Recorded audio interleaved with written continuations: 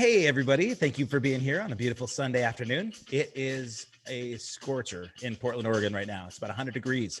So hopefully you've got air conditioning and you're just going to kick back and watch an even hotter conversation with my next guest. Before we get started, I want to thank my sponsors, 5 Star Guitars. They're based in Beaverton, Oregon. If you're not in the Beaverton area or Portland, Oregon area, and you want to shop for a good deal on guitars, go to www.5starguitars.com and check out their inventory. We have no sales tax in Portland, so you're going to find a great deal on those guitars. And if you're looking for repairs or lessons, besides our next guest, you can also get lessons from phenoms like Jennifer Batten and other pros. And they also have a killer new inventory of Paul Reed Smith guitars. So check out their inventory at www.5starguitars and let them know I sent you. They'll appreciate it, and I will appreciate the reference. My next guests are amazing duo that front this band, my favorite band in Portland, my son's favorite band in Portland as well. They started off as neighbors of mine, but I want to introduce Nathan and Miri Trueb of White Bike and Tango Alpha Tango. Thanks for being here, guys. Yeah, thanks for having us. I appreciate you hanging out on a Sunday afternoon when it's gorgeous weather outside. You were just camping, so you've been back for a little bit, just preparing for this interview. I know. Yeah, I went camping and then to the beach as well. So we've been sweet. A little bit of vacationing, but which beach did you guys go to? what was it? Pacific City. Oh yeah, Pacific City. And also Manzanita. Oh man, I love it there. Do you guys get like an Airbnb or a cabin, or did you do some camping? We did some actual camping. Then we stayed with a friend's family that was at like an RV camp spot. Okay. But we have the band van that has a bed in it, so we're always yeah in camping these days. That's I was one of the guests that I have coming up is an old friend of mine who does mostly remote work in Texas. He flies down to Texas all the time, and he's working with like environmental studies. And I assumed that he was probably sticking around here right now or hanging out in the backcountry of Texas, but he said that he just reorganized a Sprinter van, sold his house here in Portland. I had no idea, and he's just like trucking around the country right now, staying away from everybody, wearing his mask when he needs to. And I thought a lot of people are doing that to those Sprinter vans lately. It's kind of an exciting idea to think about, man. But I can't quite do it yet. I got to make sure I get the kids out of the house first, But well, I think you travel enough for your gigs, so man, like you guys too. There's no travel going on right now at all. Right. I was supposed to play in LA last night and Newport Beach the night before, and that didn't happen. So here we are instead. Right. This whole idea behind the conversation in the podcast was to make up for some of that. Because normally I'd be traveling with a bunch of bands and, we all hang out backstage and we're having, sort of the chit chat and the conversation thing. And it's almost like this is a replacement. We have to do it virtually through the camera. But I never get a chance to spend more than 2 or 3 minutes at a time with you guys because you finish your show, you're packing up, you have adoring fans throwing money at you to get some merch. And so this is my selfish way of getting to find out a little bit more about Nathan and Miri. So for those of you that don't know, Mirabai used to live across the street from me, and I think if you want to share the story, but I can tell you my wonderful memory was I was rehearsing with Jennifer Batten here in my garage, and I remember seeing you carry your guitar into Mirabai's house. You were you're pulling up in your old like hot rod, and I thought you had a Buick. Yeah, you still have it? Yeah, I still have it. 62 Skyline. Good man, awesome man.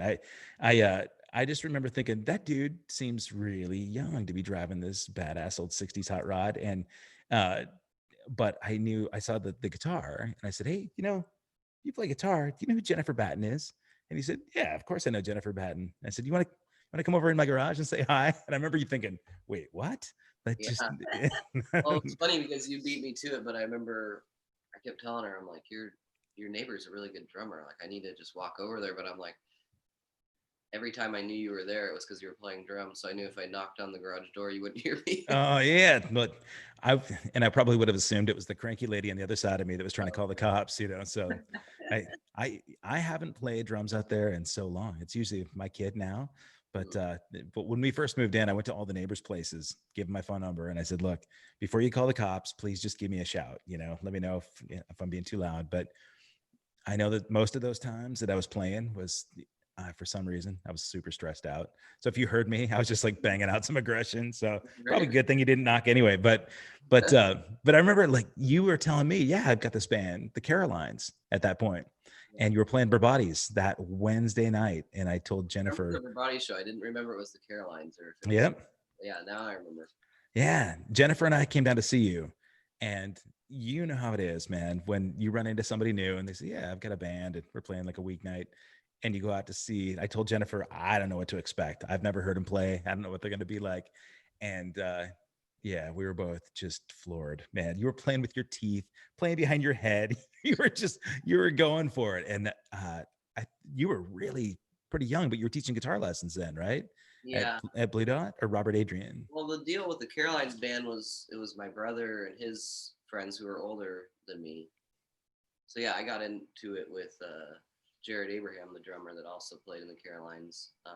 We were both probably realistically like 13, 14 when we started kind of playing out with them, you know, getting X's on our hands and waiting Right. in the van all night in the freezing cold to go play your set and whatever. So, but yeah, I kind of lost my train of thought. Well, 13. So like, your brother is older, right, Aaron? Yeah. Okay. So did he get you into the music bug, or how did that whole thing start? Well, we both grew up with music in our family. I'm one of three siblings, so we had piano lessons when we were little. I didn't really take to that. My dad played guitar in church, and my uncle kind of played with him. So I was always around music and guitar. And when my parents were like, kind of realized the piano wasn't clicking. Yeah. They were like, "What do you want to play?" And I was like, "Guitar," like Dad, you know. And Like so dad. that happened. But Aaron, of course, it's kind of probably a similar story. You know, started playing. He was much better at piano and studied for like 9 years or longer. I can't remember, but really a good classical player. But on the side, he would play guitar and write songs and sing. You know, once he started getting into high school and the friends that he met, and so instantly it was like I wanted to do that. And about a year into my playing, they were like, "Look, come play with us," you know. So, but it was a big, you know, an age gap. So it was kind of interesting. Yeah. How much older is he? What is 4 years probably, or right Okay. around there. But All back right. then, the age difference seemed like a lot more because Right. I'm 12 and there, you know what I mean? Yeah, 12 years old. When were you first playing clubs? Probably around 13, 14. My God, man, that's crazy. Did you grow up in Oregon City? Yeah. Okay. I it's funny to go to shows that people have known you for a long time, you know, so a lot of your like school friends that have kind of grown up with you, they have this sense of ownership and sort of propriety, like you're you know, they don't want to share Nathan with other new people, right? Because they feel like they own a little bit of the Nathan history, right? They went to school with you, but I had no idea that you were gigging that early. And you're so early on. You said your dad was playing guitar. Did you guys like? Did you study together? Did you play a little bit with your dad? Yeah. I mean, the first thing that really happened was I started playing very little. And then he was mostly like rhythm and chords guy, you know, because he Okay. was, leading, a congregation or kids choirs and stuff like that. But he kind of had a couple little licks, little like country hammer-on licks that he knew. And I remember he showed me one kind of sequence, like a little song. And I went upstairs and he's like, this will, keep you busy for a while. And I came down like probably an hour later and I remember playing it exactly like he did, and he's like, "Well, I guess we're gonna have to get you lessons." And Yeah. that's the hardest thing I know how to do. This is not going to keep you busy very long. Yeah. Were those the 3 chords that you shared on the on your like one of your early instruction videos recently on your post? You said here are the 3 basic chords to get started. They're actually different, but it was like a GCD thing that my dad Okay. was, like with a little country lick in between, you know. And but yeah, I mean he had been playing forever, but he never studied, you know, by taking lessons or anything. Sure. All kind of like, you know, more of a utilitarian kind of way of playing. Sure. So then we had the local guitar store. I don't know if you remember Robert Adrian Guitars. I do. Yeah. And I went down there because also one of the band members from my brother's band, the Carolines, which was probably then called Trueb, our last name was actually the band name. And Robert Adrian heard me play, and he decided to give me scholarship lessons from the beginning. So that was like really, you know, I owe a lot to that, because I don't know if we could have afforded it or, you know, whatever. It was perfect. It was a perfect time. And he wanted to show me, all I wanted to do was play Led Zeppelin, and he wanted to show me jazz and stuff. And so at a really young age, my ear kind of started turning toward, you know, maybe deeper harmonies and melodic ideas than I would have been exposed myself to, I guess. Did he compromise, give you a little Zeppelin at the same time? He was really, yeah, he did. I mean, I can still see his writing on the paper of the pentatonic scales and all the soloing stuff. And he's like, well, yeah, go home and jam on this. And I'd come back and he would let me improvise for him. And I took to that pretty quickly, that idea. Really? And I think that's what was different about reading classical piano versus, you know, maybe if someone would have taught me the blues on the piano, I might have liked it more, or right. Something. But it's a good thing that you didn't take the piano. It's you know, I never want to act like I'm blowing smoke up your ass, but I love coming to watch your shows. I know that people that know Tango and know your bands are familiar with your ability, but you're a very unorthodox player to me. You know, I've seen a lot of great guitarists, and there's just really something special and musical about your playing that that really works with you fronting a band too. You know, when you sing, I don't know, man, you just seem very wise beyond your years. You know, even the earliest days, the way you remind me of like a Robert Johnson blues cat, you know, like singing these blues parts while you got these ripping, blistering leads. But so Caroline's from that era, and you said that went on to Trueb, and then I think, if I remember right, like around, but yeah. Okay. So Trueb was first, and then Caroline's, and was there a little like hiatus between that and the time that you and Miri then started playing? Yeah, she actually was around for a lot of the Caroline's years. She even was in the van with us, like touring down to California, and you know, I remember we have pictures of her like driving too and stuff. Yeah. Really? Okay. I used to just tag along because I had nothing better to do. Well, yeah. So tell me a little bit about that. I mean, when did you start playing bass? In high school, my dad started teaching me. I grew up playing music, but I moved through a bunch of different instruments until I started playing bass in high school. What was your first instrument? My first instrument was clarinet. Mine too. Nice. Nice. Yeah. It's just for me. I was in high school. It's really tough to imagine picking up girls playing clarinet. Honestly, that was so. But so clarinet was first for you. You didn't see that as your future, so you moved in. Yeah, I got bored with it after a few years, I guess, and then started playing piano, but I wasn't very passionate about piano. And then my dad, one summer, he was telling me, he's like, you need to learn how to play bass because his sister, my aunt, and him both play too. And as soon as he like put it in my lap, I was like, okay, I like this. I want to play this. Right on. Yeah. It just kind of clicked, and my dad was really surprised at how easily I picked it up, like right off the bat. You guys both had the intuition. Yeah, it was similar. Similar feeling. You know, once you get the right instrument. Yeah. You know, and I teach a lot of lessons, as you mentioned, but I don't know. Anyone can play guitar or whatever instrument I'm teaching, but sometimes one is obviously a little bit more suited for that person. You know? Yeah, I mean, if you've got longer fingers, certainly helps on guitar or piano. If you've got short, stubby fingers, it's always a little tougher to get around the net. Yeah.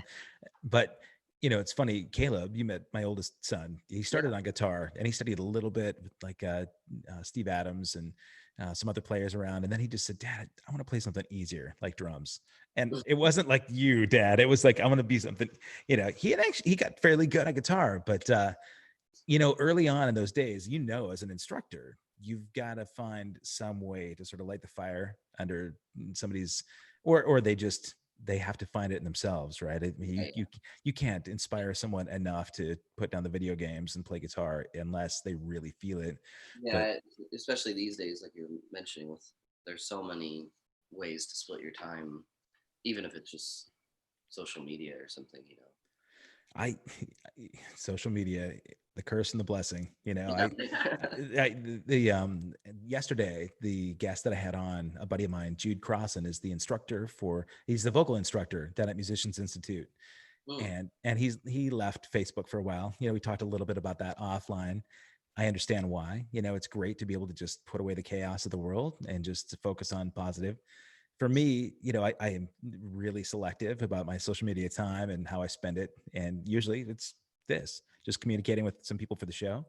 But when you've got students that are really, Snapchat and Instagram is sort of their world, how do you sort of help them refocus so that you can say, look, I need this time from you to, are you, I should ask, are you still teaching younger students? yeah. Okay. I'm doing lessons from home and Skype and FaceTime and stuff, and a couple people that I know come over that know well enough to be comfortable. But so it's a little interesting to relearn teaching over the online platform, Right. because you can't be like grab their finger or even point really or anything. The hardest part is not being able to jam together because of latency. But I usually just, with little kids, I sometimes tell them, like, if they are into video games, we'll talk about it a little bit and listen to them, because they love to go on and on about whatever they're into.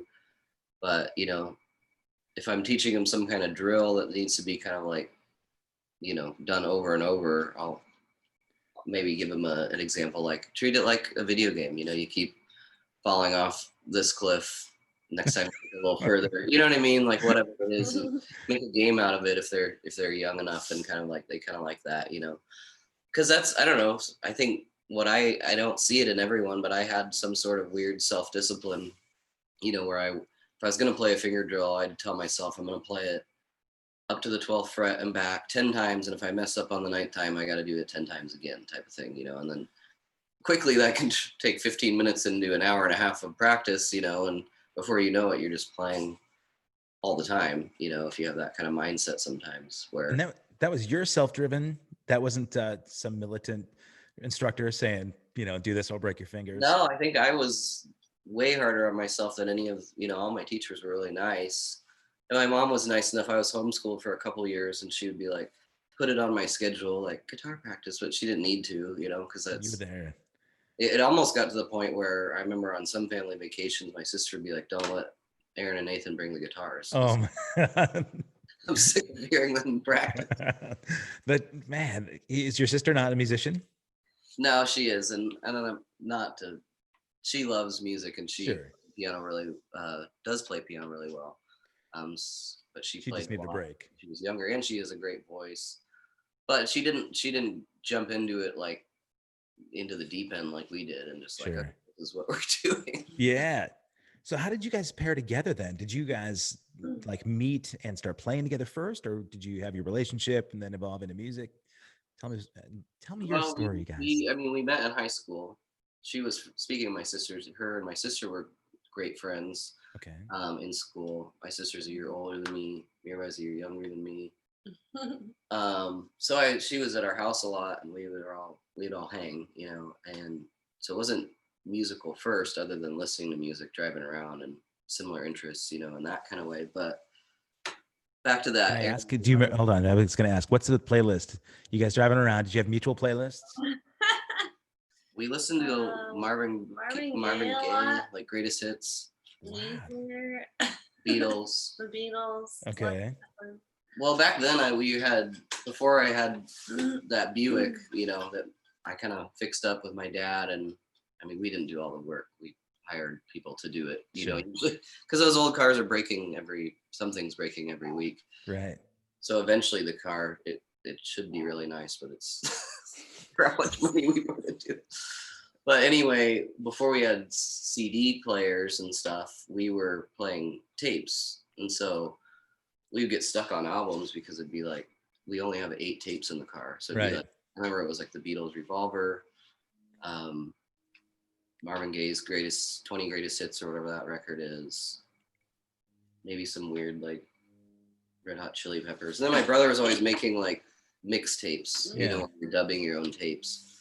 I just remember because before I met Nathan, I like to listen to a lot of R&B and hip hop more. Okay. My dad brought me up on like the Beatles and blues and stuff, but as far as like rock and roll, I didn't know all as much as he did. So sure. She didn't grow up with like the classic rock radio thing, you know, like a lot of us did. I listened to more like oldies and stuff. But anyway, I had never heard of Weezer, and like it was when the Blue album came out, and he like couldn't believe that I'd never heard of him. So I really remember that he showed me Weezer. That's it. Oh yeah, you know it's funny that your dad brought you up on, you know, that 60s, early 70s kind of like that soulful era. Nolan, as you know, my youngest, is such a tango fan. But Beatles are his favorite band. And I was such a late bloomer Beatles fan. I really was. I still to this day. He knows so much obscure Beatles stuff that I had no clue about. And I brought him with me to Liverpool. We went on like the Beatles tour and everything. And he was telling me way before the tour guide, oh yeah, this is, you know, where like Ringo did that. And it floors me. You know, at 10, he was such a Beatles fan. And when he took to you guys, when he really got into tango, he's telling me all the lyrics. And I was so guilty of not knowing any of your lyrics, man. I just got into the melodies, you know? And he said, Dad, what do you think Nathan means by this? And it cracks me up. He too is like, you know, he's a wise soul for his age, but yeah, that's cool. We were just actually talking about that with a friend, how some people are lyrical when they listen to music as far as like remembering words. And then some people like could be totally off with what and it doesn't matter to them because they like just the overall sound of it. That, you know, that feel or something. It's amazing that at this time I'm starting to notice lyrics in my life, but for most of the music that I loved, it was just melodies. You know, it was just parts and the way the music made me feel. Nothing to do with the lyrics, and it's almost like rediscovering music for me now when I hear. That's what I wondered because I've always listened to lyrics too, so we were kind of trying to think of what it'd be like, and we said that or something like it would be like pretty cool to get into that later. Yeah, no, it absolutely. I guess I wasn't always like that, but once I discovered people like Dylan or people inspired by Dylan, like you know, like Wilco and people that kind of all are under that umbrella. I don't know.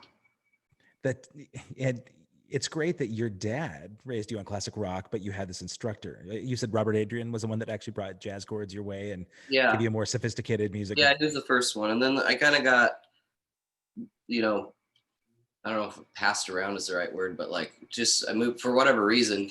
I think Robert Adrian quit teaching so he moved me on to Steve Arts and Dan Gildea, and so I had a bunch of different influences. Where you know, like Steve Arts he was the guy that I remember. I would bring in a song and be like, I want to play like this solo, and he would listen to it and he'd just start playing it, and I was like. It seemed like magic. I was like, right.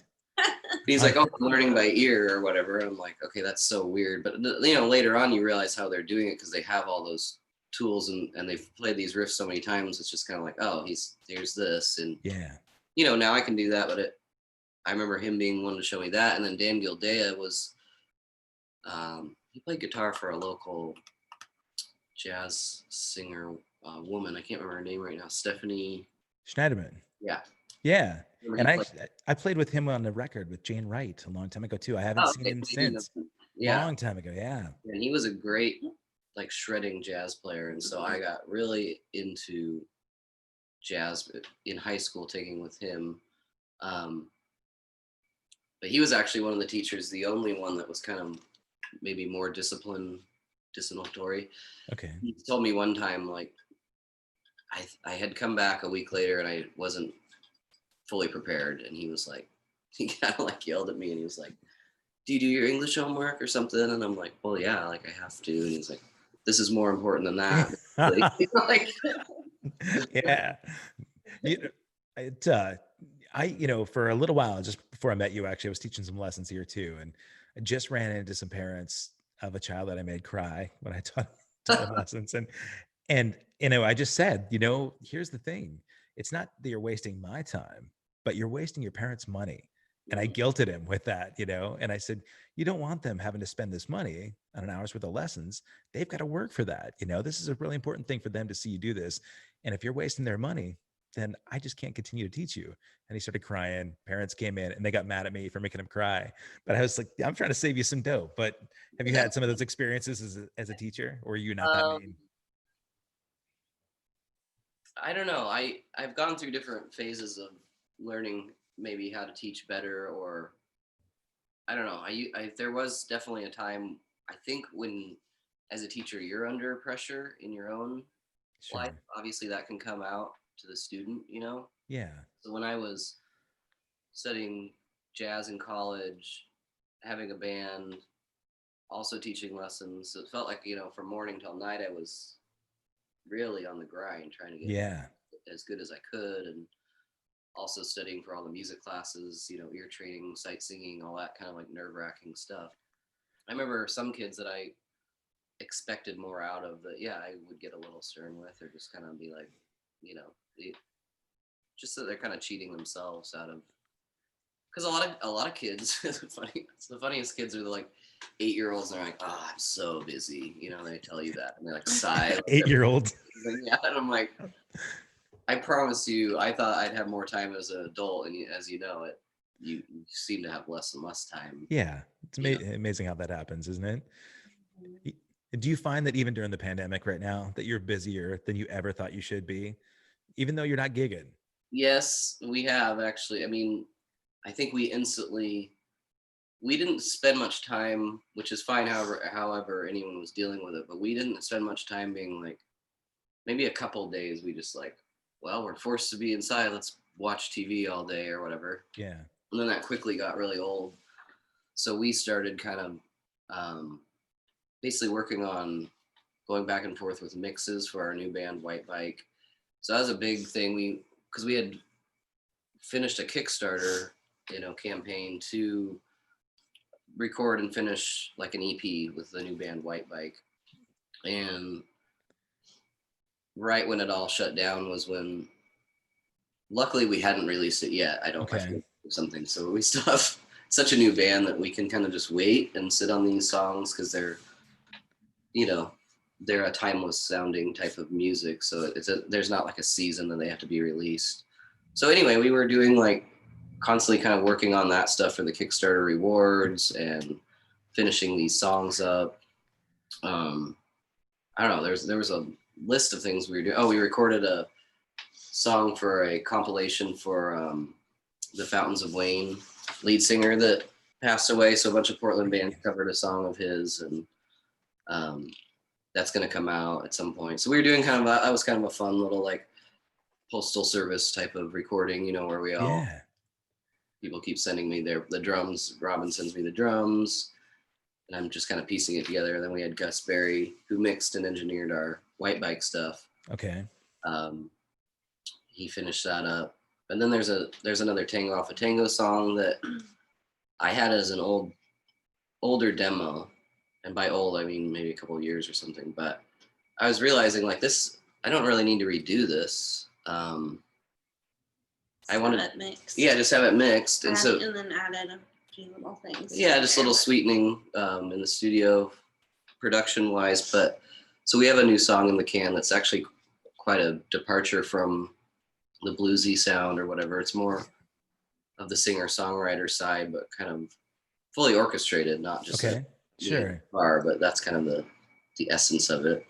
So that's, I don't know, we have all this stuff that's kind of like in the works. And then as you mentioned earlier, I started a new YouTube channel where I'm giving away guitar lessons, basically Yeah. trying to grow a following. I mean, it's in its infancy, but Yeah. kind of like I've been doing these lessons for so long, like 20 years, that I kind of have a way that I teach each person, because I learned the long way. If there was something I didn't know, I had teachers, but even short of that, they can't always explain everything to you. So you kind of like find out through your mistakes. Sure. And now I feel like there's never a shortcut to learning an instrument, but I can at least tell them what I wanted to know then that I wasn't getting the answers to. Yeah, no, So I absolutely. wanted to put that up online and just start kind of like giving away stuff so more people will play music, especially in these times when everyone's on the internet and looking for Yeah, no, things to absolutely. look at, like what you're doing. So it's kind of a similar idea. I think obviously we'll put a link to that channel here, but do you want to pitch the name of that channel so that people know how to find your YouTube channel for guitar lessons? Yeah, it's just Nathan Trueb Guitar. So my Okay. first and last name, Guitar. Okay. Yeah, I'm working with a guy, Jared Lichtenberg, who is the brains behind the lighting and the filming and the audio. I'm just the guy doing the guitar lesson, but It looks great. I was going to tell you, I mean, production looks he's fantastic. really talented. So I've toyed with the idea of doing something like this, connecting on a different level. Like you said, like when you come see us at a show, you get little glimpses of, my personality or something. But like if you get to like watch a 15-minute video every week on, learning something about music, but I'll probably, extend it to do interviews or reviews of gear. If people are interested, show them what I use, that kind of thing. So It's a great I'm idea. planning on it being beginning and lessons all the way to advanced topics, but also all that other, just make it a fun musical channel where maybe Sure. people just want to tune in to see what happens each week. You talked about your personality coming out on stage. Anybody that knows you knows that sitting and talking to you like this is much different than watching you on stage. There's a different side of Nathan Trueb that comes out when you go on stage, especially live rock show. It's unreal to me when you finish the night in Devil's Mark, and you're climbing the rafters and your eyes roll back in your head and some sort of soul churning solos happening. It's amazing to me how I think special it feels for me. I'll come back from shows. If we're traveling across the country, I'll try and book an earlier flight if I know that you've got a show in town, and not for all sorts of reasons, because it's just rare to see somebody so involved. Yeah, I mean, your whole spirit comes out on stage, and it's a rare thing to see a band like that hasn't gotten some sort of global recognition to me. And you've had some success. I know Tango has done. You traveled, I think Chris Robinson, you had that some shows that you played with him. You did the Sasquatch Festival, right? And I remember there was some early sort of discovery. Yeah, I mean, well, actually, we never got to play Sasquatch. That was like kind of one of our dreams because we always attended it, and Yeah. a couple of Portland bands like Typhoon and friends of ours like Radiation City got kind of picked, like for these early slots on the festival.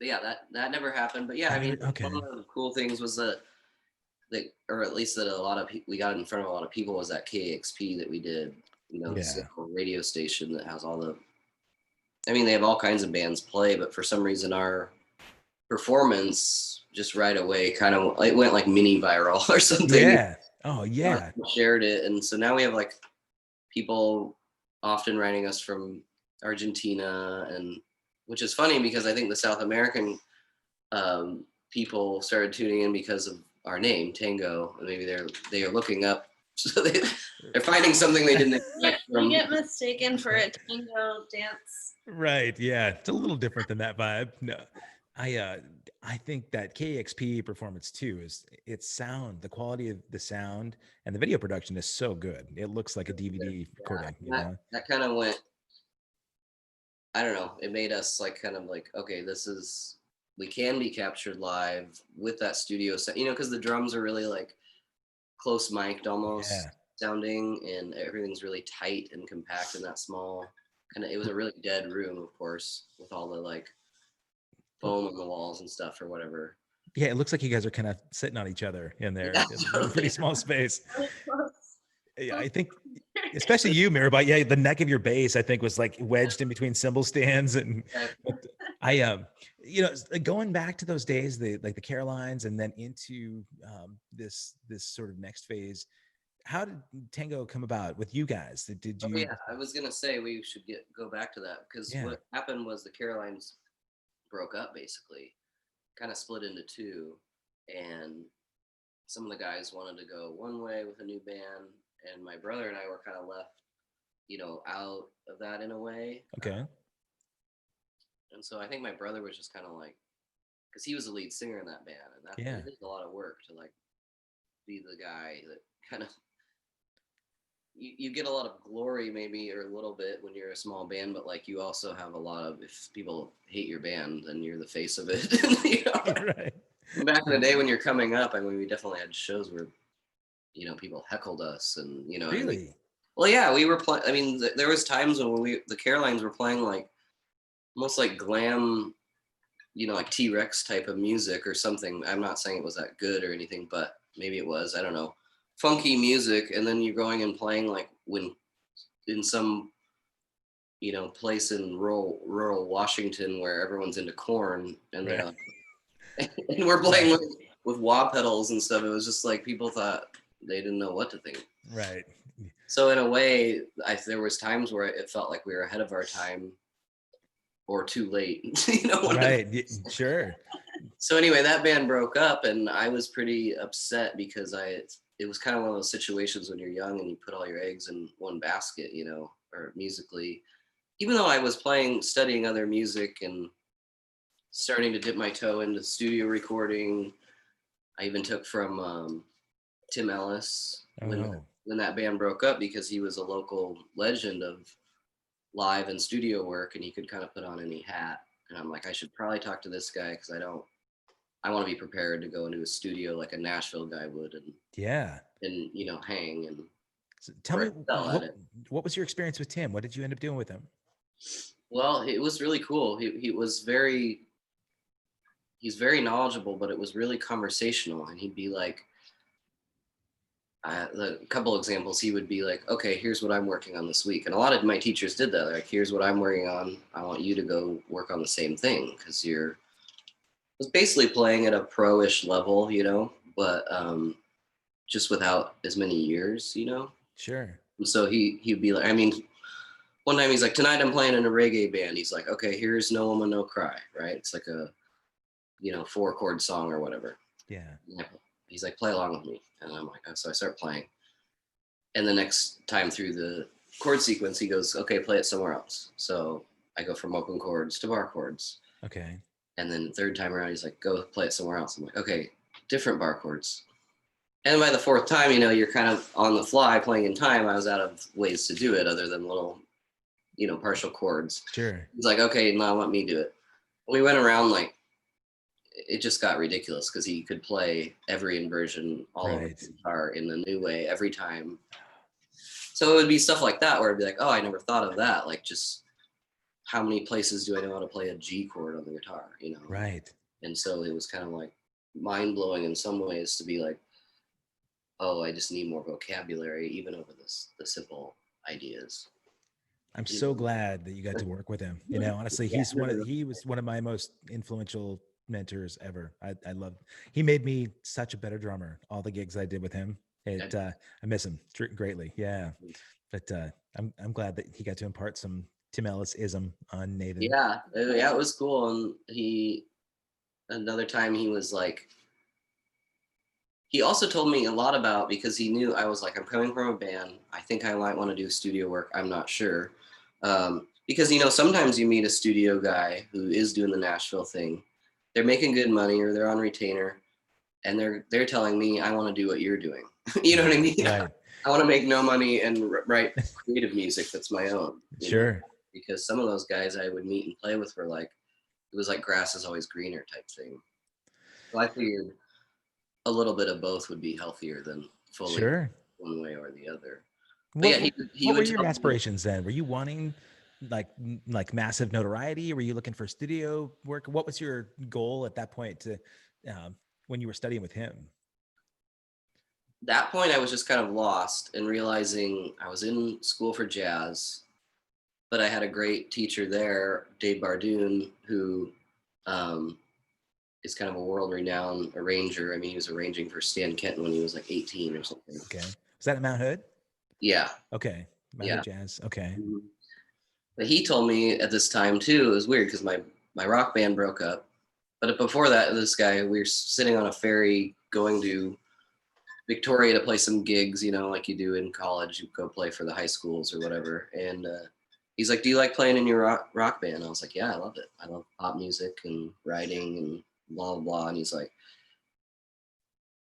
"You're a great jazz player," but he's like, he was like, "Who's your favorite jazz guitarist?" So I think I was like Jim Hall, you know, or something. And he's like, he's playing in LA to like 8 people right now. You know what I mean? He's like, it's Reality check. yeah, he was just making sure that I knew that Yeah. rock music's hard enough. Jazz music's going to be even harder. Yeah. Much as I loved it, I really wanted to be like a jazz player at the time, like, you know, Sure. like those greats. And I still study it and play it all the time and listen to it. But I realized I didn't want to try to make it a career choice fully. Okay. And so I think that's where all the well-roundedness maybe comes from, just because it's like I do studio work and I love it, but I also need to play live with my own music and sing my own songs. Sure. That's when Tango basically started, was kind of after that conversation, Yeah. I think. Yeah. Well, He and realized, with Tim Ellis. he realized that like I do still want to be in a band and do that whole thing. So the band, the rock band goal was still there, and you guys were dating at the time, right? Mhm. Yeah. Okay. All right. So Yeah. Well, And- that's the thing. She was listening to songs that I was writing, and it was kind of like, oh, let's have my brother sing it again. And but then they're a little personal, obviously, all your own songs, and so she's like, well, you should just sing your own music. Yeah. But I had been like learning bass this whole time that he's doing all this. And so he would start showing me these songs that he was writing for this new band that we didn't even have a name for yet or anything. I wasn't even in it yet. this is just, was it still just you and Aaron? Yeah, we were kind of. I was just showing him songs I had written, and Okay. I was just like going over to each other's houses and being like, check this out. Okay. Or something, you know? Mhm. Yeah, and so he would be showing me these songs. I was like, oh, can I just learn the parts and I'll play bass with you? And so we just Good job, Miri. Yeah, Yeah. I've been on for a while. And then the drummer that he played with in jazz school, his name was Walker. Walker Beckman, I remember. Yeah. You know him. I forget Yep. you know all those people. He left Mount Hood and we kind of lost touch with him for a year or two. Okay. Went off and got married. And anyway, we randomly ran into him out of nowhere in Portland, just on the street. The two of us like ran into Walker. We're like, whoa, what's up? Like, good to see you. And he's like, here's my number. Let's jam sometime. And Yeah, and I remember in college, I had always told him, like, if I think I'm going to start a band someday, and if I do, I'm going to call you, you know. Yeah. Great player. Man. Crazy player, yeah. Smoking player. His foot was ridiculous. yeah. And that's after a pins in his ankle. Yeah. Maybe that helps. Who knows? Yeah. His right foot got Smashed. Yeah. under. Yeah, it's a whole nother story. But yeah, we just randomly out of nowhere run into Walker. And then him and Nathan jam, and of course I come along. I'm like, I'll just come along and hang out. And Walker's probably like, oh, great. It's the girlfriend. Not having any idea that you actually know how to play. I Yeah. didn't play with them the first few times they got together. I just came and like hung out and sat. Well, yeah, I mean, we didn't even know what we were doing, that it was becoming a band, really. Yeah. I think it was just like, it was weird because you jam a lot, or I jammed a lot when I was younger. Yeah. You go through structured bands and structured jazz jams and stuff. You don't really like, hey, let's Jam- go rip on Sunshine of Your Love. Right. Yeah, that just doesn't happen anymore. So we were kind of doing that, and then she's like, well, let me just come to your, because we started doing it regularly. Let me come.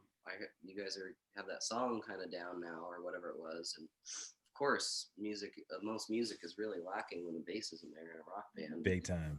And so when she came, Walker and I were just like, well, I think we found our bass player type of thing. Nice. And because she really fit in the pocket well with him. Oh, and man. every drummer that we play with, she kind of finds their, how to lock in basically. I was going to say, Miri, you do have an amazing sense of you understand the rhythm, the percussion side of things, and you're so understated in the way you play. But you're one of my favorite bassists. It's so perfect for the song. I mean, some people just can't, even if they're an accomplished player. They just they're playing for themselves. And everything I hear you play is so just appropriate for everything you guys play. It really, as a drummer, I hear that and think, oh, it's so good, man. It feels right. So We talked about it a lot over the years. The band's been going a long time, and I remember very early on when I would just show her, here's what you would play over this song. And she really, like, just the quarter note on G. People are going to think I don't know how to play. Yeah. You wanted to play busier, so you have those, that temptation.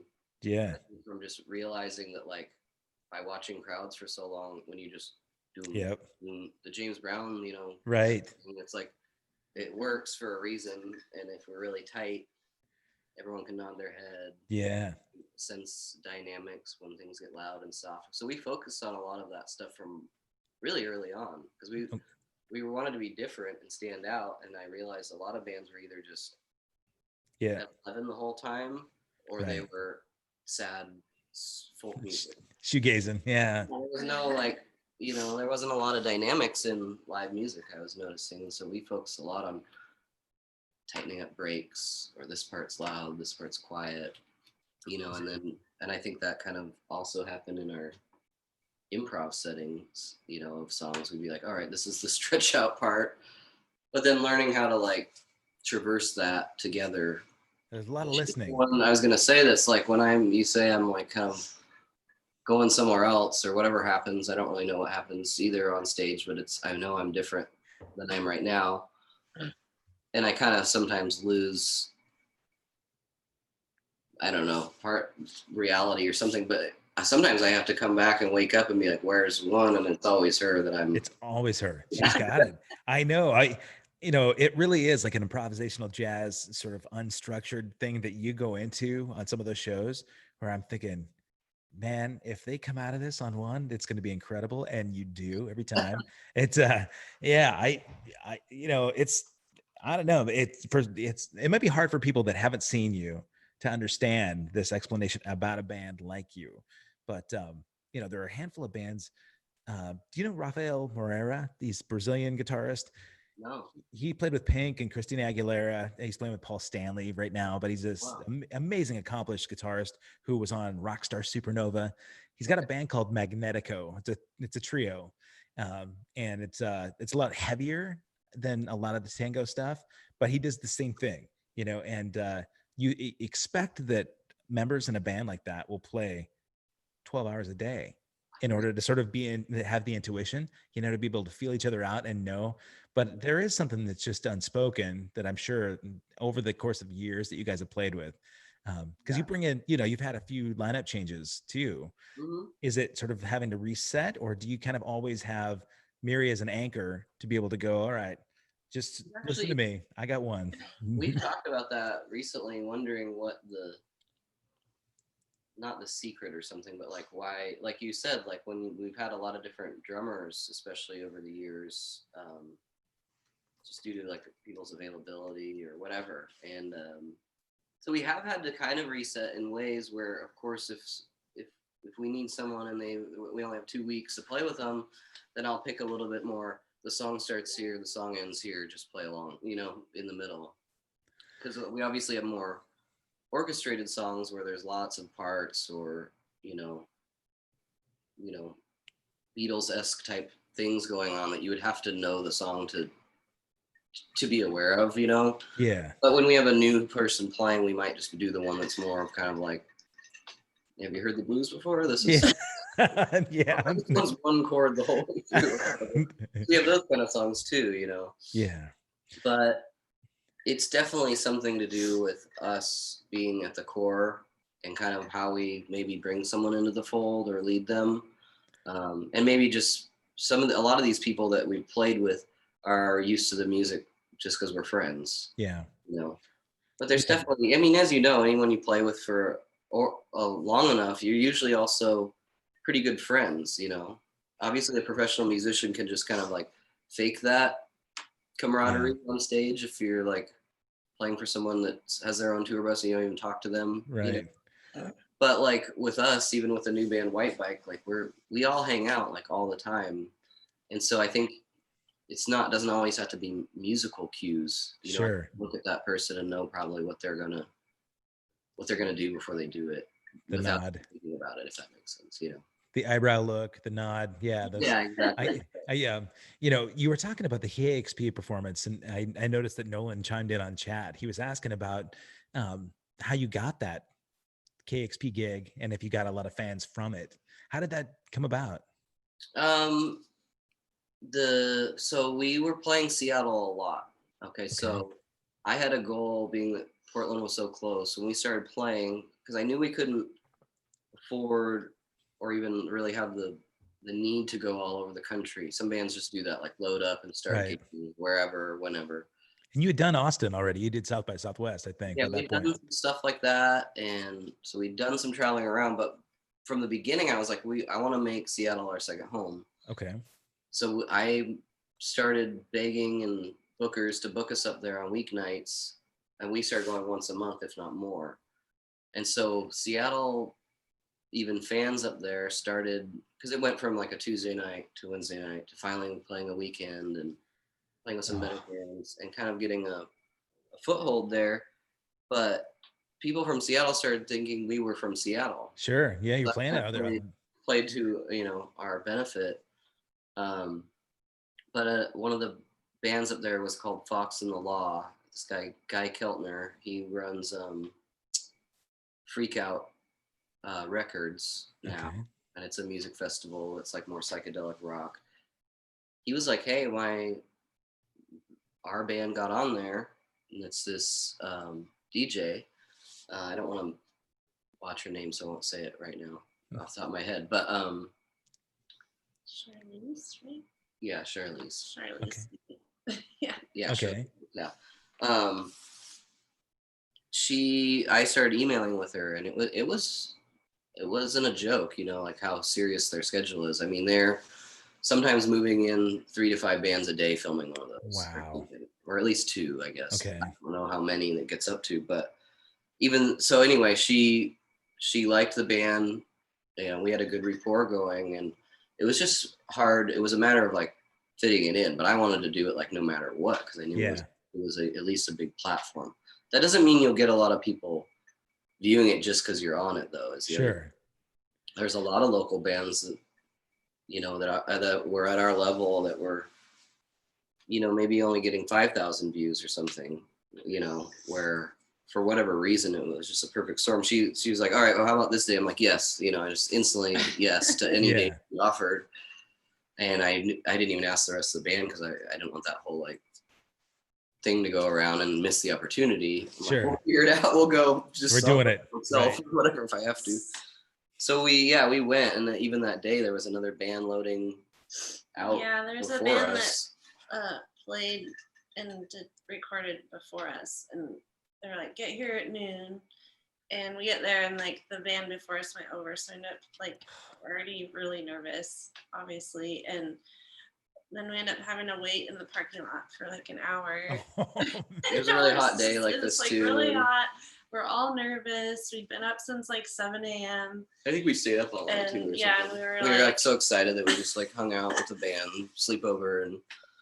But yeah, so there's like just this funny day, and then we get in there, and I think we got such a good take from on everything is because of that whole day. Like we had all this pent up oh yeah, like game pressure kind of thing, big and time. once we hit downbeat, I mean, there was little things that we overcame too, like stuff people wouldn't notice. Like I pick up the acoustic, and it's not the acoustic song, and Miri, you can barely see it in the video, but she's like, and I'm like, no, let's do this one. because beforehand they like make you write out the set like a bunch of times because just so their DJs are aware. Sure, yeah. So there's just funny little things that even happened. But yeah, then I remember picking up the acoustic, and I start to do like an intro to one of our songs, Black Cloud, and all my gear is always from just playing so much live and being not that nice to everything in the live setting. I turn and I hear my guitar do the crackle, like, oh no, dirty pots. Yeah, the input was like hanging by a thread. I turned the other way and it went back to having sound, and I'm like, I kind of gotta like not rock out too hard in the song because I might lose the guitar, and just so many little funny things. Like, I picked up my old Supro on one song and it shocked me so bad Oh on my like God.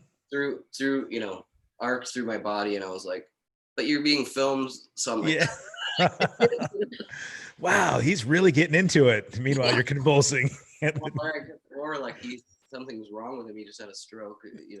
Yeah. Well, that's a good time to do it. If you're gonna get shocked to death, live radio, live TV is good. You had like almost 500,000 views. One of our first, I think. I mean, we haven't done much of this, live on the radio type format or anything. So it was a little surreal, especially looking back at it from the camera people's eyes, and props to them for, by the way, filming all day in those weird angles, and right, and they're on the floor like looking up at you, and it's a very small room, so I'm sure they're all volunteer too, so sure. Yeah, you've had like almost 400,000 views on that video. It's like amazing, man. That for 500,000 eyeballs on it, it's a lot of new people that didn't know tango before. So from that, did you get more people that ended up showing up at your shows because of that performance? Yeah, definitely, especially in like Seattle. Yeah. But it also became kind of a really cool part of a band's resume. Yeah.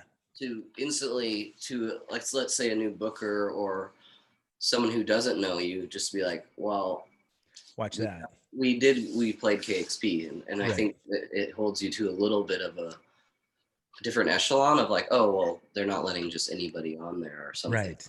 Or at least that's the idea that maybe they have in their head. So that helped open other doors, I guess, that we wouldn't even know about probably. Because, usually you have to send new people something, whether right. it's EP or something or a link. The video is the best, right? If you're going to be doing any booking, if they want to see what you look like while you're playing, if you've got a live performance that you can play on, being shocked and having bad inputs, and yeah. Well, I think the other thing about this band that's always been kind of special is as soon as someone understands that you can be a headliner band, right? And there's something about a good closer that especially even little stuff like concerts in the park or something, they have to be sure that you're going to entertain people, which is funny to say, but there's a lot of people that just think they go play their song and it's enough. And I just don't think that about, for me or for us, that's enough to just you're absolutely right. I mean, speaking of headlining, so we talked a little bit about these shows, the Chris Robinson show. You did a handful of shows with him, is that right? It was actually, was it Chris or Rich? It was actually Rich Robinson. Oh, it was. Oh, all right. Other Black girl. Sorry.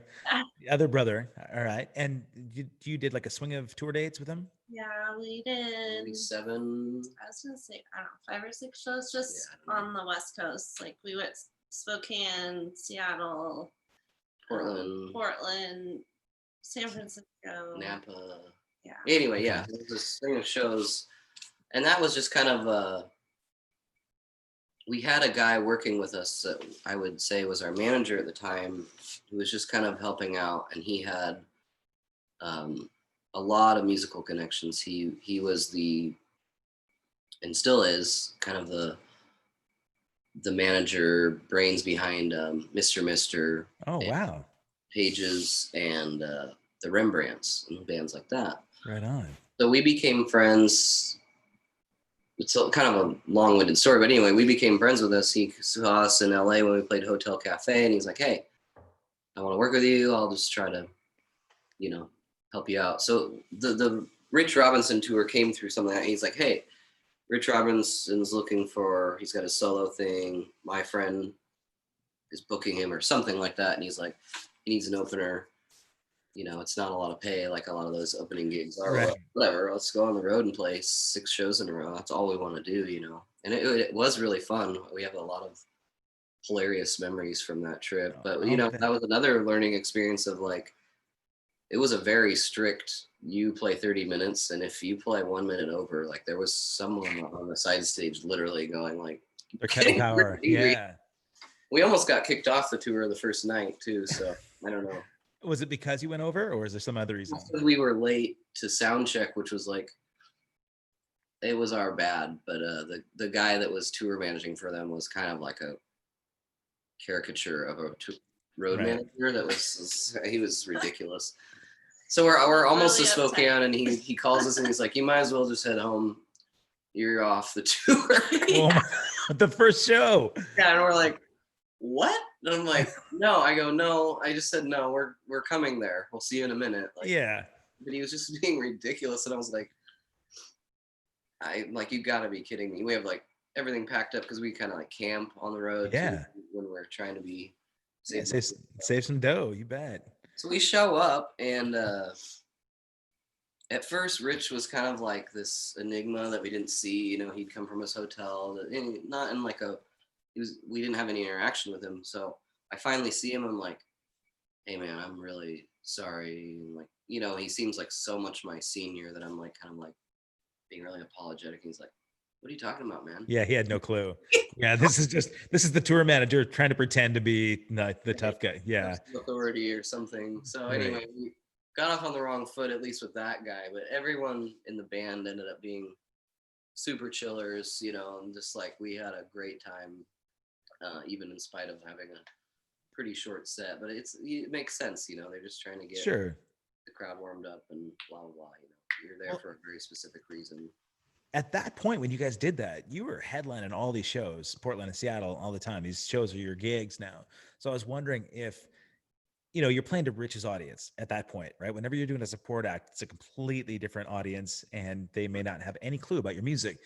Did you feel that you brought an audience over from his stuff? And that's always the goal and the hope, right? Yeah, a little bit. But I mean, it was interesting because some of being that was West Coast, we did have some of the crowd showing up for us, and then they leave after you're done, and Rich is like, "Wait." Well, not necessarily that. I think that depends on how far south you go. LA is like that, obviously, but places like Portland, people plan their evening around, I'm going to the Doug for the night, Right. Yeah. Whereas I notice in other cities, it's we got places to be. I'm here for this opening set, then I'm leaving, Sure. But yeah, we had a really good turnout in Portland, if not sold out. The hard part at that time maybe was and maybe this is in general, sometimes you open for someone and your shows go from being $15 to all of a sudden they want to see you and they have to spend $30 and you're only playing 30 minutes and they kind of come to you like, "Hey, I expected a little bit more." I'm like, "It's not really up to me." Right. Yeah. Sorry. I'll throw in an extra guitar pick for you. Yeah. Yeah. Right. Yeah. It's hard to do, to be apologetic for something that's out of your control, but usually being able to set expectations early with your fans is good. You guys are really, really good about that too. I love the fact that when you're headlining your shows locally, you're articulate about your set time, but you're also really gracious in your explanation of the bands that are supporting you.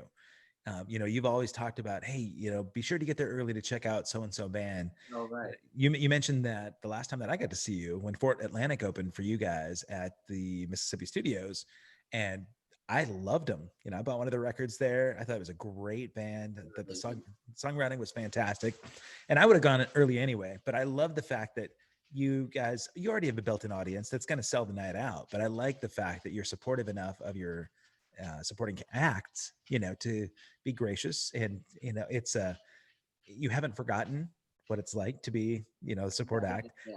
And Fort Atlantic's, they're a band that's done well on their own too. It looks like they've got a good following. But there was another act even before that you were praising even before their set. Sure. Yeah. Usually, I mean, that's one of my favorite parts, or maybe our favorite part about the little bit of success that we've had, is that at least, regionally, people trust us to pick, the whole night for them. If that makes sense. And it's not like they're not trying to do their job, but they're like, hey, if you have bands you want to play with, obviously we're going to let you do that. And so maybe one band will be established, like Fort Atlantic. I mean, they have a lot of listeners online. They do really well. They don't play live as much as Tango or something, so that's a little different. But it's like numbers one place, numbers another place. But then we'll usually have someone that maybe doesn't draw anybody yet, but we think they need to be heard. You know what I mean? To kind of come up in a situation where they wouldn't, they get like a little fast forward pass from all the small venues to finally like, okay, this is what monitors sound like, or right. Yeah. If they're really that's a gracious thing. And not a lot of bands would do that. But so, looking at the success that Tango has had, certainly, I think you do a great job of addressing like fans' interests by providing a lot of merchandise. And you've got really cool, unique sort of bonuses for your fans in terms of, downloads and some other sort of advanced notice about things. White Bike, you even started doing that a little bit with your Kickstarter campaign, that there were all sorts of little plugs that you get in supporting that record. So how did that band come, first of all? How did White Bike come around? And then was it something that you felt like you wanted to take some of the audience that got to discover Tango and help launch a new entity? Yeah, for sure. I mean, I knew that would be a great launching point, to start something else. I mean, I'll let her tell the origin in a second, but yeah, we knew that the music would probably be liked because I'm still the primary songwriter, although I'm putting on a different hat for White Bike in the writing, and we're starting to write more all together. Okay. Seeing that it's more female fronted, I don't know. It's just like two bands from an extended family. Yeah. Yeah, because I mentioned that a lot of your fans, I want to call them fans. I hate saying that about people that follow our band too. They're all friends and family to me, and I think I noticed that with your fans too. I mean, people that come to your shows really do consider you guys family. So in following you guys onward, it was almost like the trust was already established, right? So Miri, tell me a little bit about how White Bike became something that you could just make that recommendation and have the trust lead its way. Well, when I don't know if you've ever done this, but we always have this thing where we're like, oh, band name. You kind of keep I know a lot of people write down band names. It's like a funny thing. Yeah. But I always thought White Bike was such a cool band name. And so I had that in the back of my head. But then we met Ariana, the singer, a couple of years ago, and we just became really close friends right away. And you had the name before the band even? Huh? You had the name before the band before you even met Ariana? That's okay. Yeah. It all was, right. I always just liked it, and I had it in the back of my head if we ever start a side project. Okay. I got the name. But anyway, we met Ariana, learned that she was a singer. She had been in this other Portland band for a little bit, but didn't last very long. It broke up in the guitar player moved out of state, but so she was like sad because she didn't have anything to sing it, you know. An outlet, yeah. And I don't know, we were all just sitting around hanging out one night in our backyard having a fire and hanging out, and we were talking about how much we love all the same kind of music and blah blah blah. Like she's really influenced by Fleetwood Mac, Stevie Nicks, and she's got Led Zeppelin lyrics tattooed on her, and you know, I don't know. She's like, it was like we all have the same favorite bands and stuff. Yeah, so and I just out of nowhere I was like, we should start a band together. And I kind of said it just like jokingly at first. A lot of people say like we should start a band. And yeah, they do it usually after a couple of cocktails, and then nobody remembers the next day, you know. So, but somebody remembered.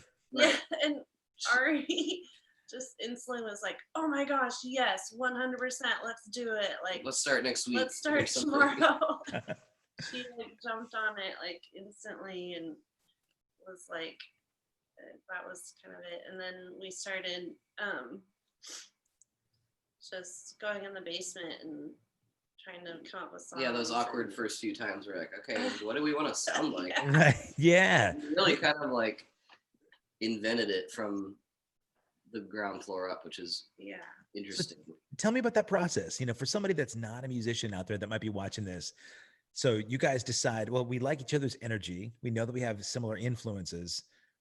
We're going to sit in a room and, you know, it's almost like dating, right? I mean, you meet somebody that you think is attractive, but then you're not sure where to start the conversation and how do you court each other, right? So what's the next step? Well, I think we got together and just kind of played some songs that I had that had no home. You know, 'cause sometimes I'll write music that doesn't seem to fit the umbrella of Tango Alpha Tango, if, you know, and I hate calling it like a brand or something that people, you know, whatever that. But that sound, sound or whatever.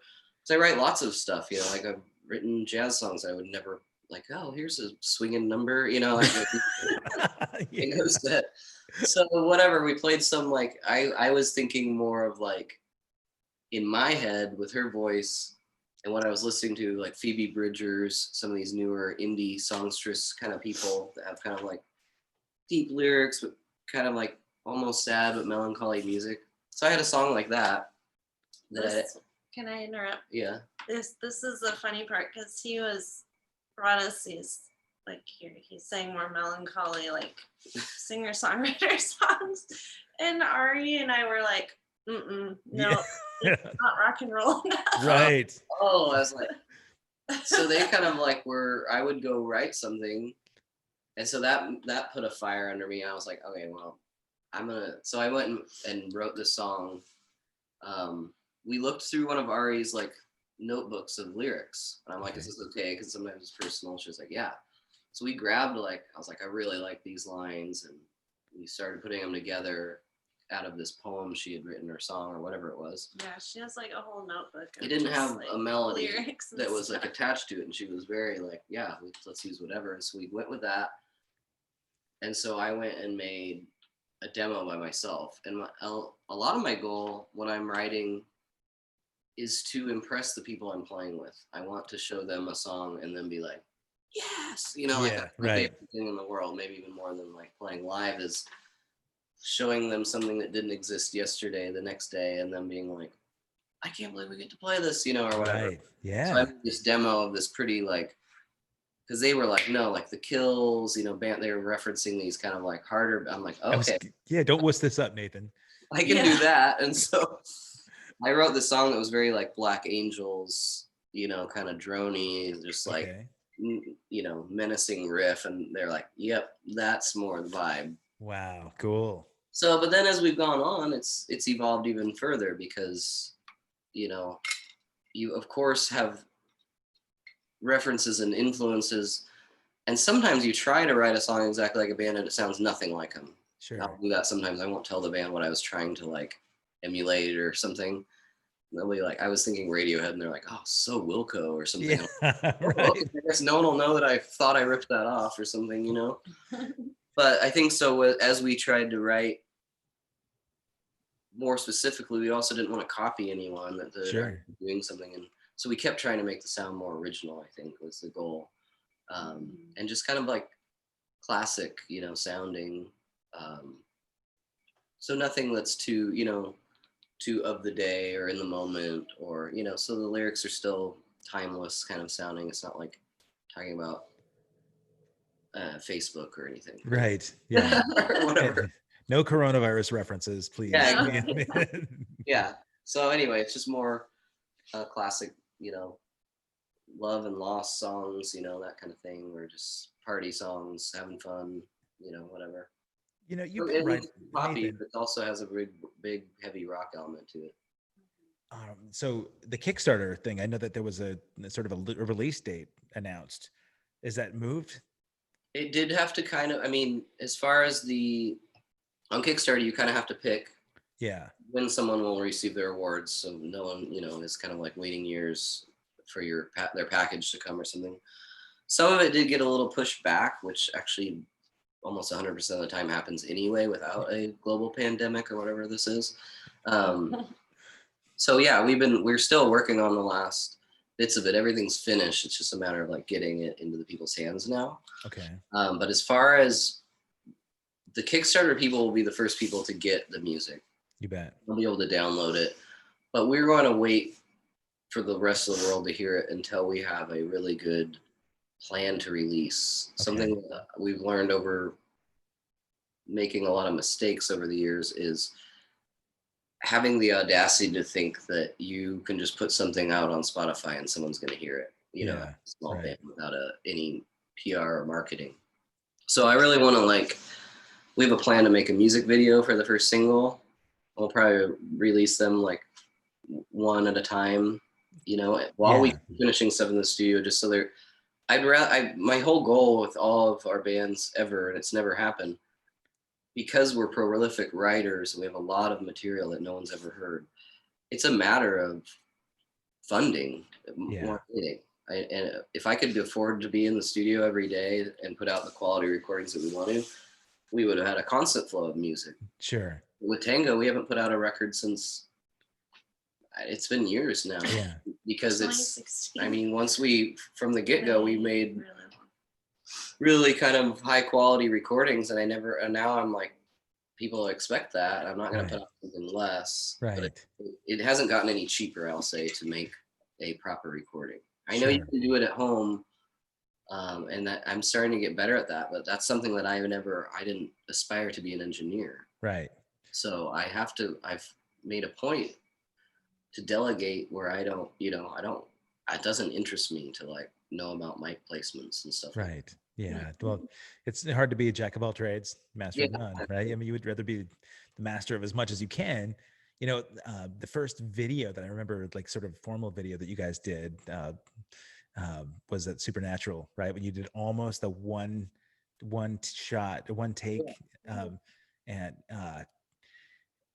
I think at that point, weren't you working at Supernatural too in the studio? You were doing some engineering. So that video is actually the take that's on the recording of that song.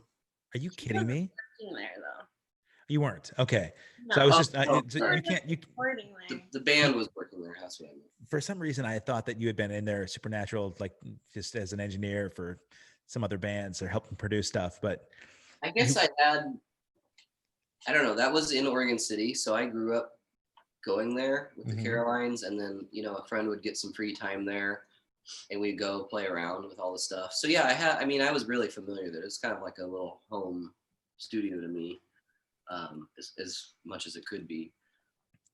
But it's not enough that you can sneak in there after hours right now to do a white bike track. And it probably did get to that point, but I heard they were, and now I know the guy, Rich, and his family. I taught his son lessons, and so I don't know, but I heard he's gone back and forth of selling his gear or downsizing. They got rid of the huge Neve console and got a small. Really? Yeah, I don't know. It was a lot of money to be sitting on for how little it was getting used. Right. But which is weird. I don't know. Studios are just having a hard time in general, I think, with the advent of home technology. But even Lady Gaga showed up there fairly recently. It was you probably heard she was in town. She went to some studios, but Yeah, she was trying to buy that house in Lake Oswego and Yeah. that had the studio attached, and heard she passed on that one. But Yeah, so our friend David Pollock, who's engineering, I don't think it matters now to say it, I hope, but she came to do vocals there or something. There was just funny stories, like it was in the winter and she wanted a specific degree in the room, but it was like 90 degrees. It was something ridiculous. She wanted like 40 kombuchas ready for her, and like, people ask and then they don't like drink them. Right, they're all still sitting there. 39 are still there, right? Yeah, right. Yeah. Don't you guys have crazy riders for your like backstage requirements when you're out on the road? No. We've always joked about it. Yeah. I didn't actually know I was our booker for so long. We recently, Matt Moss has been helping book our shows. I still do the ones where I'm friends with a person and whatever, or if they hit me up, I can do it. But like, he would write me stuff like that, like, do you guys want anything specific? And I was like, really? We can ask that? And he's like, napkins. We just never thought about it. We were like, is there one beer, sir? Like, I don't know. We were just always humble about it. But then I realized that it's okay to ask for like some chips and salsa at a show when you've been traveling all day and didn't get time to eat or something. So yeah, that's not. You will at like places that we know. We'll ask for a couple of things, but never anything weird. That was always, the joke about Van Halen saying that they wanted to have green M&Ms removed or brown M&Ms removed from the bowl, but that was, that was the gimmick to see if the people that were doing production would read the writer. They were paying attention to it. Yeah. So it wasn't that they were trying to be, cocky about it, but yeah, I can't remember where I read that, but they said that their, stage setup was so, these bolts had to be in a certain place and that, and if they weren't paying attention to some little detail, then someone could basically die or something. Yeah. That makes sense. Speaking of that, how the hell do you walk into a room and play your shows, climbing up on your stacks, then climbing the railing? Have you climbed the stage enough times at Mississippi Studios to know that railing is going to hold you when you're hanging out? Or I randomly did that because many times it just kind of like evolves, the like stage climbing. I always liked, for whatever reason, to stand on, even when I had a little twin amp, to jump off of it, or something, or the jump off the kick drum or whatever, because you're getting rowdy. So a lot of times she had a 610, which is a really tall basic SVT or Ampeg, and I would get on top of that. I never walked into a room. A lot of people were like, "Man, how many times have you practiced that before?" Right. Well, yeah, you got some height. How the hell you haven't torn an Achilles? I don't get it. We do worry about that sometimes, but I didn't think about it until I was on top of the amp, and then I was playing and I look up and the railing is like metal cables, right? Yeah. I was like, well, those are usually. This is all very quick in my head, but I'm like, that's got to be secure. It's like this building's to code or whatever.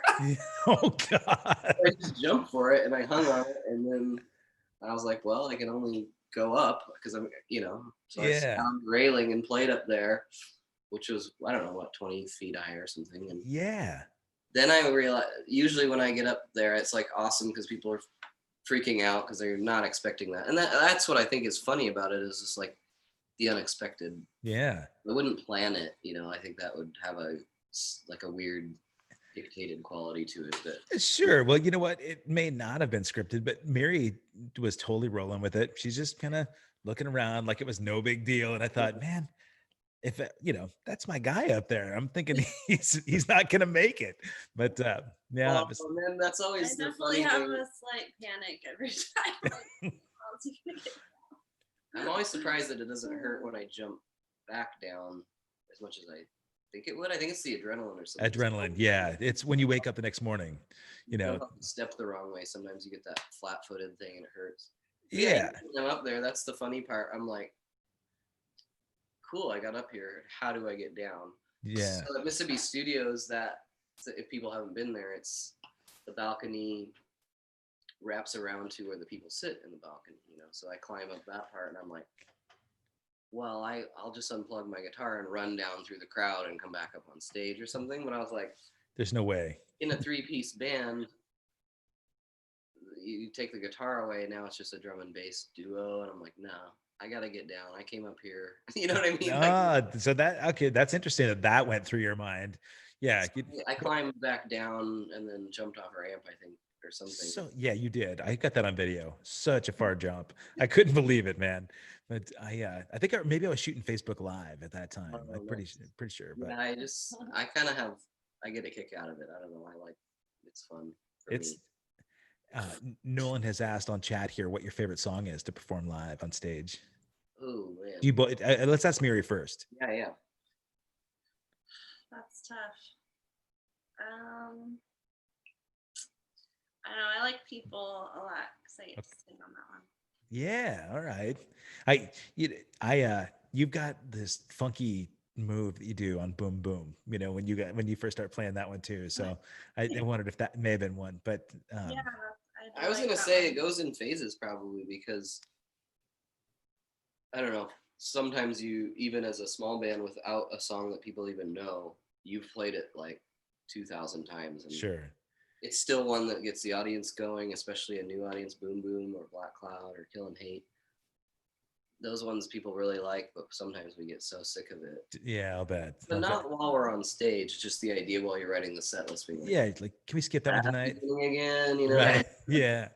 Do you get, because you got some rabid fans, if you leave one of those out, they probably won't let you forget it, right? Yeah. I mean, some people are funny, which I love, but they'll be like, I noticed that little change you made on that song. Like, right. We're doing it new every time. Yeah. Yeah. Like they're pissed because they have it memorized and they're not doing it the way they hear it. Yeah.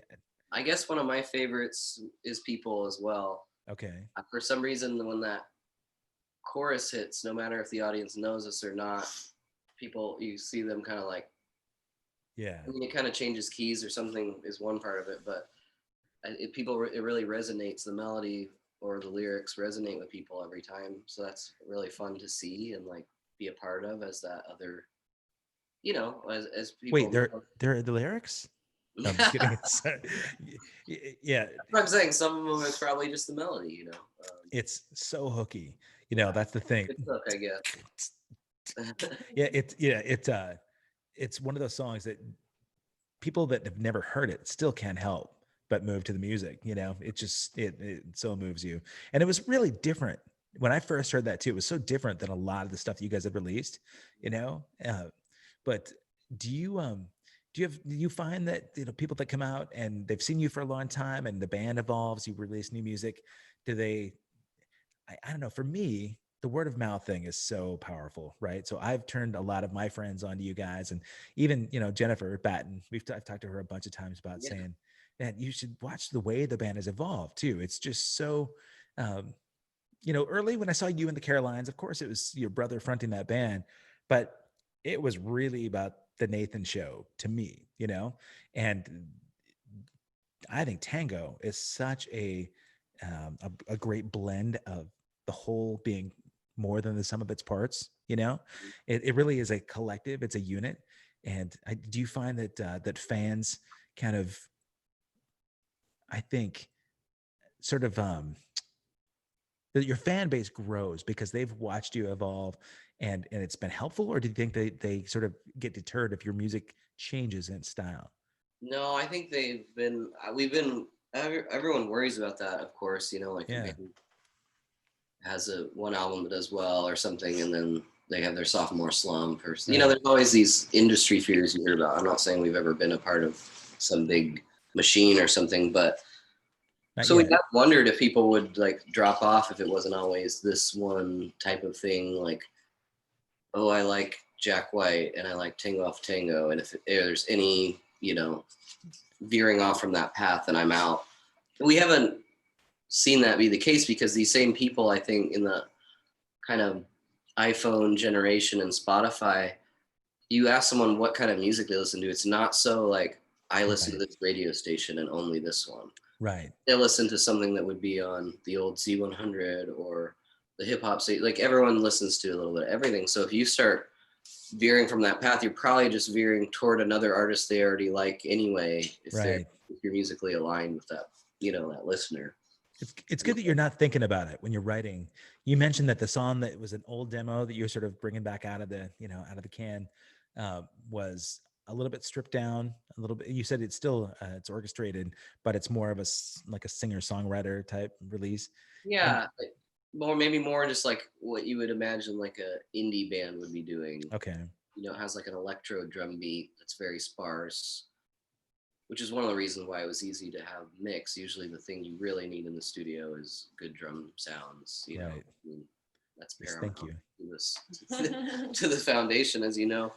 But yeah, so I don't know. I can't think about it when I'm writing, because I feel like as soon as you start doing that to even a small degree, the music will become trite, or Right.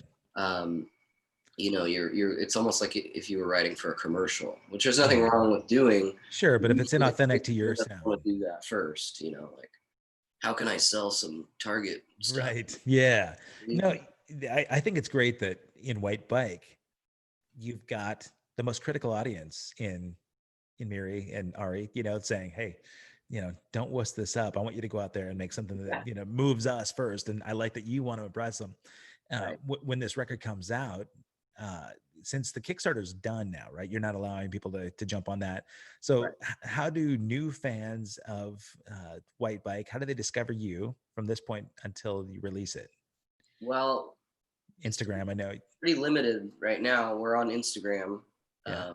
and it's just White Bike Band. Are you leaking anything out there for people to hear? What's that? Are you leaking any music out there? I have started. I've sent the 3 tracks to a few people, so I'll send it to you. I have a private link, basically for just people that are friends or people in the industry that I kind of want to like get a feel for. You know what I mean? Just kind of like get another ear on or whatever, or just share it mostly because I'm excited and I want to hear people excited about it too. Because I think it turned out really, really beyond our expectations. I don't know. We've been working with Gus Barry, who's an old friend from Oregon City days at that guitar store I mentioned. I actually taught him guitar, and when he was trying to get into Berklee School of Music. Okay. So he got in there, and then he got more into engineering, went to Nashville. Long story short, he's back in Portland, and we're reunited. And wow, jackpot. Yeah, he does the head engineer over there. Okay, as running the show. So anyway, we just are really all musically inclined together too, which is great to have on all ends of the team. Which obviously we've always had that, other albums and other engineers. But I just have a really long guitar nerd history with Gus, where we can be like we're both obsessed with Blake Mills and some of these guys, Tony Berg, that are down in LA, kind of doing this new, I don't know, it's like a new LA vibe, that's happening. All the records that they put out I love and he loves, and we're just like, I don't know, we're obsessed with like making freaky sounds and making guitars not sound like guitars and whatever, you know what I mean? Like that kind of, like, idea. And once he got tapped to do the White Bike stuff, he was stoked because he heard some potential. And he told me the other day, like, it's one of his favorite things he's gotten to work on, mix wise. And so it was really cool that everyone was like as excited as everyone else. It wasn't like someone was just punching their time card, because it was also new too. Like Ari hadn't really been in a professional studio before, and Robin, our drummer, he's played a lot. He's a seasoned drummer, but maybe not gotten to work with someone that can make the drums sound as real as like Gus can. If that makes sense, It does, yeah. I mean, that's a lot of it. As you know, it's like trying to capture what you actually sound like is harder than people would think. Especially if it's a brand new band, you're sort of discovering this in the studio, which is really unique and interesting. But as a huge fan of your guys' music, I'm really, really excited to hear it. I haven't heard anything, at this point. So it's like an acoustic video on YouTube. Okay. Just so you can kind of hear Ari's voice and all that. Yeah, White Bike has a YouTube channel. There's 2 videos up. We did Okay. kind of like just over there in the dining room. We had that Jared Lichtenberg film, Okay. a couple videos that were kind of like teaser for Kickstarter type things. Anyway, they turned out really cool. But yeah, it's funny because a lot of people are like kind of trusting us blindly. Yeah. And then we played like 2 live shows, so some people have heard the songs. But other than that, it's like 30-second videos with our music in the background. People will write us and be like, "Whoa, I want to hear that whole song," but it's just not out anywhere yet. We don't even have like a Spotify profile or anything yet, or anything. So I guess you can thank the pandemic. yeah, we're working on it. You can thank the pandemic for just like making people their delayed gratification. Yeah. You know, so everybody wants everything right now. They have to wait. So, Yeah. but not me. You can send me the songs. That's cool. Well, I will right after this. I definitely want to share. You know, I'll share the White Bike Instagram and make sure that people know that they can find your guitar instruction channel too. So you said it's Nathan Trueb Guitar is the channel. Okay. I'm so happy to see you guys. I'm glad to know you're healthy and you're staying out of trouble and you're being productive. Good that you're not watching TV all day because there's nothing good on TV. There's nothing. No, not really. No news. Turn off the news. Even if you get really into a show, I've been guilty of this, and like you just binge watch it or something, or eat it for a couple of weeks. You're like into this thing, and then like 3 months later, you're like, oh, I forgot I saw that. You'd have no Right. even memory of it. It's like, What was the last binge that you had? oh man, Do you have one together? Schitt's Creek. Yeah, Okay. that was our like. I'll probably remember this era best from. So we knew about the show. We're huge Waiting for Guffman, Yeah. Spinal Tap fans. Just the whole Christopher Guest troop. So when we saw like Catherine O'Hara and Eugene Levy and stuff, we're like, oh, we gotta watch this. It's funny. We got really into it and like watched the entire season in a couple weeks or something. Yeah. Or all 6 seasons or whatever it was. But now we're like quoting it all the time. So that's a show that I'm like not mad at watching because it's like it shaped our humor right now. Sure. Yeah, like, we need that. Yeah. Okay, so I take it back. If you can find something that brings you some kind of joy, Yeah. and like we need levity for sure. And that's Right. what this is all about. I did watch a couple episodes, but I feel guilty when I start watching something like that too, because I don't want to get sucked into it, and unless it's something. Sometimes there's a couple things that the kids and I will get into too. And Nolan's a big Arrested Development fan, and It's Always Sunny in Philadelphia. So he's we're catching some of those. Yeah, as long as there's a balance with other things in your life, seeing some people if you can, be safe and see the family. That's right. Right. Yeah, I don't know. We're always trying to stay as balanced as we can. It's important. I'm glad that you guys have each other to do that. Yeah. So I can't wait to see you play live. Hopefully this thing gets wrapped up sooner than later, but until then, we'll just live through your online personas. And so folks out there, make sure you check out White Bike and go through the Tango Alpha Tango catalog. It's all good stuff, man. Start early on, right? We want to go back to the early stuff and dig your way through. Where we came from. Yeah. There's, if people want to binge watch something, they can just binge watch all your videos. Yeah. First, you go to the KEXP video, first of all, and watch that show. And then you can go back to the catalog. That's a good primer to start with. I think. There you go. And, Miri, Nathan, thank you guys both. I'm really, really glad to see you both here. And thank you for spending the afternoon with us. I hope you guys are all good to each other. Everybody stay healthy. And we'll see you live on stage soon. Have a great weekend, okay? Yeah. You too. All right. Thanks, guys. Have a great day. Peace. Bye.